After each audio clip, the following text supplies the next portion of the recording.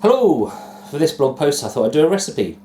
There's a lot of recipes we eat here that are really simple and incredibly easy to make, but the kind of thing that you only put a little bit of effort in to get a meal that's really healthy, nutritious, simple, and above all pretty fast. I'm going to be cooking rustic spaghetti bolognese. Actually, I don't know if there should be the word bolognese in there, but it's allegedly how Tuscans eat spaghetti. And the only ingredients you're going to need are tomatoes, fresh tomatoes, as in not tinned, some oregano, some garlic, and some salt and pepper. You don't really have to put garlic in if you don't want to, but it does make it quite a lot nicer. Right, so let's get cooking, shall we? Yeah. In the interest of transparency, I ought to say before I start, this is not my recipe. It's from this rather fantastic book, which is just one of my favourite cookery books. I'll put a link to it in the blog content, so if you want to go buy it, I heartily recommend it. It's written by this fella, Paolo Rico, and he calls this spaghetti with cherry tomatoes. So there you go. Right then, let's get cracking. That's a picture of me and my daughter, and she's in a cargo bike. We went to do the sky ride in Ipswich a couple of years ago. Ended up in the paper. That was fun. Anyway, I'm going wildly off point. Before we start anything, before we start any cutting or any preparing, we just need to switch the oven on to 170. There isn't an appropriate mark on this one, so I'm going to go for about, I don't know, it's probably about 170-ish. Yeah, that'll do. Okay, let's get some knives and some tomatoes. Alright, so you can see I've already cut some of the tomatoes here. Just got some nice little ones that came still on the vine. Doesn't matter what size they are. Doesn't matter where they come from. Nothing matters. If you want to be really fancy, you can grow your own tomatoes. But not everybody can be bothered to do that. Well, it's not really a matter of not being bothered, it's just a lot of work to grow vegetables sometimes. Right, so there's my tomatoes done. So now I just need a bit of salt and pepper. Oh, it's best to grind it quite coarsely, only a little bit. Not too much salt either. Now for this, there's some wet garlic somewhere in the fridge that he's using up apparently. In case you hadn't guessed, the camera's on top of the fridge, watch this. See? Ha ha ha ha. Right, wet garlic. Now, how garlicky you want to make this depends on how much you like garlic. And the only reason I'm stating the obvious there is if you want to use one bit of garlic, just one clove, or if you wanted to, I'm trying to think the most I've used for this. I think I've put in about 20 or 30 in the past. That was too much. That was not good. So I think I'm just going to use maybe 4 or 5. Now this is wet garlic. Technically I'm allergic to garlic, as is my sister and my mum. But it's so nice that I still eat it. Cool, this is lovely. Well, ignore the one that went on the floor.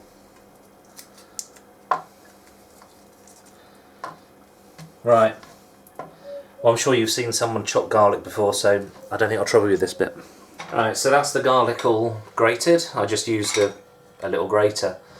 To be honest, I'm not fussy about where the garlic comes from when I cook. I'm quite happy with those little jars where you just buy a load of chopped garlic and sprinkle it on. It might sound lazy, but I think that saves a lot of hassle.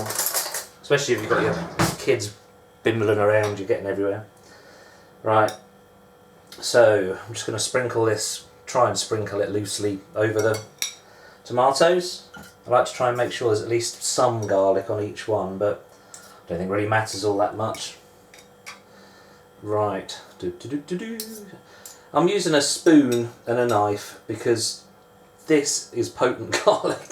It really smells, and I've just been trying to clean my hands and get the smell off, and I think I'm going to be stuck with it for a few days.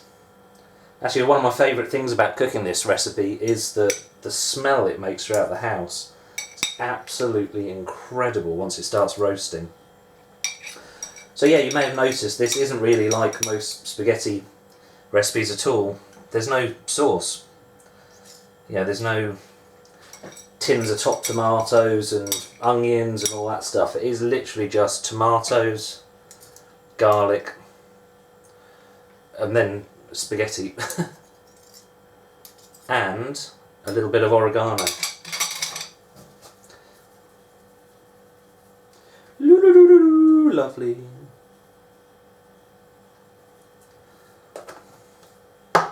So there you have it. Preparation done. Tomatoes chopped, garlic chucked on, bit of salt and pepper, bit of oregano. Right, the oven's warm enough now, so I'm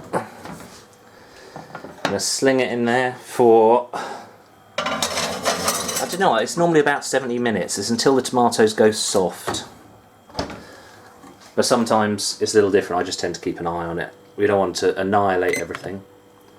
Right, I'll see you again in several minutes. Ah, I forgot the oil! Ah, what a dingus! Right, God, that already smells good. Fortunately, it's only been in 10 minutes. But, oh, dear me. Right, very scientific. Look, we're going to put in that much oil. That's actually not as much as it looks. It's about 3 or 4 teaspoons. Tablespoons. Right. Right. Oopsie. Well, it's all honest. In the interest of transparency and all that stuff. Okay, it's been a little bit longer than it probably should. You can see the bit of blackness, but that's all good and smushy now. And I've cooked the, well, linguine in this case, and I've left a bit of liquid in the bottom, just because it works better if it's not completely dry. Meanwhile, my glamorous assistant has washed and slightly dried some basil. It's not essential, but it does make a difference. So now we need to get the slop into the pan. So I'm going to hand the camera to my glamorous assistant. What's your name, glamorous assistant? Glamorous assistant. Right. So let's get the slop in the pan.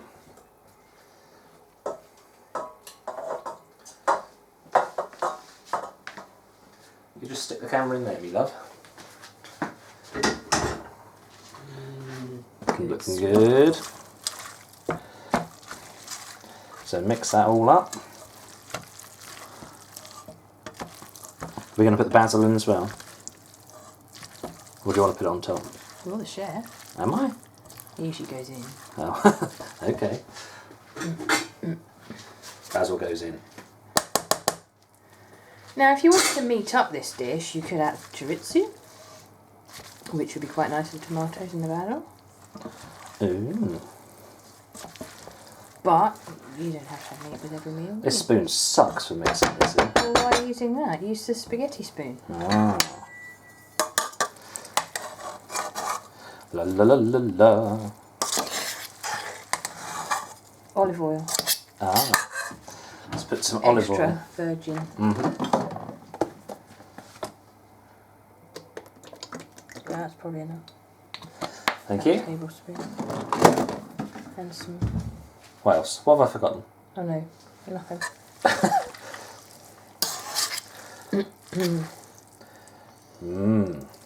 Looking good.